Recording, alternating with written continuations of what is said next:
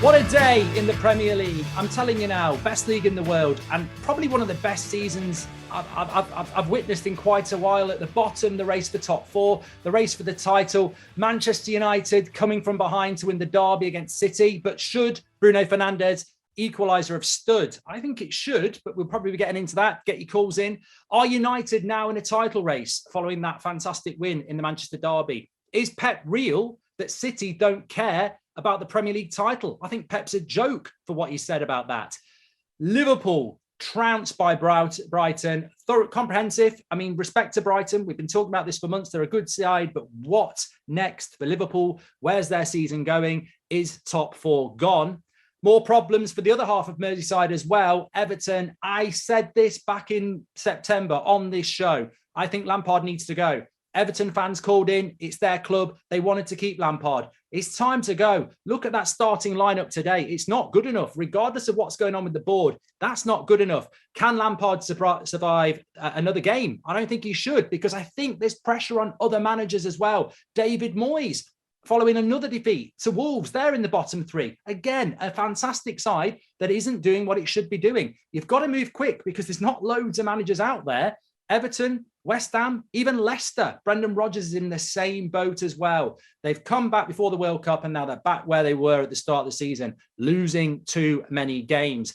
And news we've just heard coming in as well over the last hour or so. Not great news for Arsenal. Apparently Chelsea have agreed a fee with Shakhtar Donetsk worth nearly £90 million for Mudryk. What do you make of that, Chelsea fans? What do you make of that, Arsenal fans? What happens if Chelsea pip you to Mudryk there? You've been working on that deal all month. Admittedly, it does feel like Chelsea are, doing their transfer business on the transfer gossip columns. They just seem to go, let everybody do the business, and then they go for them. I heard something on Twitter this afternoon. I think maybe Man United should start saying that maybe Arsenal could say they want Harry Maguire, and then Chelsea could buy him, and we could get a bit of money in at United. But that's a big deal if Chelsea come in and do that. And it comes down to money, doesn't it? I mean, and that could be massively impacted for Arsenal's title hopes. Mudryk, they've spent so much time scouting, working on. He wants to come to Arsenal, but ultimately money talks. And if Arsenal don't get Mudryk, where do you end up then? You've got to get somebody in. Well, where do they end up then? Give us your views on everything I've just spoken about there. 03717 22 3344. Get your calls in tonight. But first of all, I want to talk about the Manchester derby. I really want to talk about that. But actually, I think I'll talk about that first. What a result for Manchester United. I know we've got a caller waiting to talk about the Bruno Fernandes offside, and I really, really want to delve into that. But Manchester derby, what a result for Manchester United. And I just want to go on a different angle and say, Casemiro, player of the year. Now, I can hear people moaning about it already. I'm telling you, I'm a Manchester United fan. I've played the game. Casemiro, actually, that worked quite well, didn't it? A little bit of a Graeme Souness line there. Described him as a steady Eddie. What was it Ronan Keating sang? Ronan Keating sang it. Graeme, you say it best when you say nothing at all. Casemiro has been an absolute revelation at Manchester United.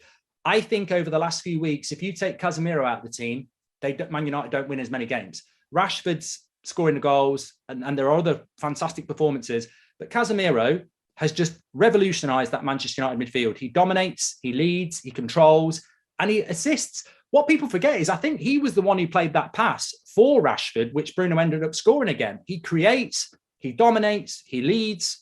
He is absolutely amazing. And I think it's ignorance if people aren't considering him for Player of the Year. I think he's been absolutely sensational for Manchester United. Even I was a little bit doubtful about what we paid for him, because you sometimes worry about a player who's won it all at Real Madrid, coming to Manchester United at 30. Is he coming for the wind down? We realised very, very quickly that is not what Casemiro is all about. I thought in the World Cup, he was magnificent. Remember, he scored a really good penalty in the shootout. He scored a goal from open play. He was, for me, Brazil's best player and probably deserved to win the World Cup. But for Manchester United, he's been absolutely superb. I don't think there's a United fan out there that wouldn't agree with me that he is our most important player. And I think, name me a better player in the Premier League at the moment than Casemiro. Now, Arsenal fans might have one or two things to say. I think he's been amazing. And yeah, I'm talking now, Casemiro, Player of the Year, Premier League Player of the Year. I think it needs to be a thing because I think he's been remarkable. And I wouldn't be opposed to putting Ten Hag in there either. But maybe we can talk about that a little bit later.